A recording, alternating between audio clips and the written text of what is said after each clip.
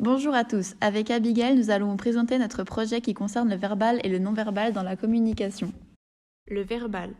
Le verbal, c'est les paroles, les mots prononcés ou écrits, et pour les sourds et muets, les gestes. En fait, la communication verbale, c'est dès que des mots sont utilisés des deux manières énoncées ci-dessous. Verbal ne représente que 7% de la communication. Attention, il ne faut pas confondre verbal et le vocal. Le verbal, c'est la présence des mots qui peuvent être mis par la voix, par écrit ou par des gestes. Le vocal, quant à lui, c'est tout ce qui se rapporte à la voix.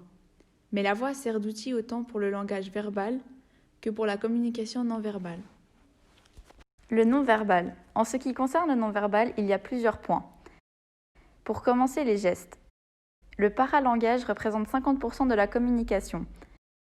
Il y a les signes conventionnels, comme applaudir après une prestation.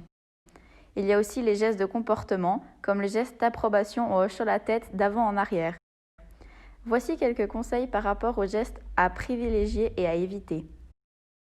Pour ceux à privilégier, il y a les gestes hauts, les gestes d'ouverture et les gestes de contact.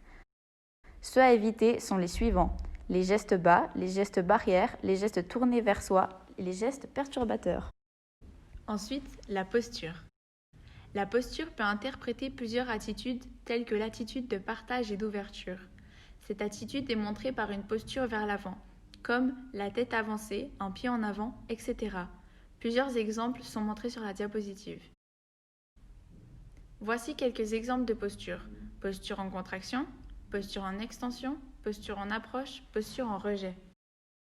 Pour continuer, le visage et les mimiques. Dès 1972, Paul Ekman définit 7 émotions de base qui sont universelles: la colère, le dégoût, la haine, la surprise, la tristesse, la joie et la peur. Les moyens d'expression du visage sont le plissement du front, le regard, même s'il a son sujet propre à lui-même, le froncement de sourcils, le sourire et le pincement de narines. On continue maintenant avec le regard. Le regard peut être synonyme de partage, agression, domination. Lorsque deux personnes discutent, le regard peut être fuyant ou focalisé sur les détails de l'environnement. Les explications peuvent être les suivantes: manque de capacité relationnelle, réflexion, recherche de mots ou d'idées, récupération de force psychique. Le regard permet de mettre en éveil l'attention du public, d'être présent aux autres et de détecter leurs réactions. Ensuite, les signes vocaux. On classifie les comportements vocaux en 3 catégories. Les caractéristiques extralinguistiques de la voix, comme le timbre, l'articulation, l'extension. Les caractéristiques paralinguistiques du ton de la voix, le ton, l'intensité, la résonance. Et les caractéristiques de la réalisation phonétique, comme l'accent du parlant et la prononciation. Et pour finir, les territoires. C'est ce qui nous entoure. Par exemple, le territoire professionnel, familial et personnel.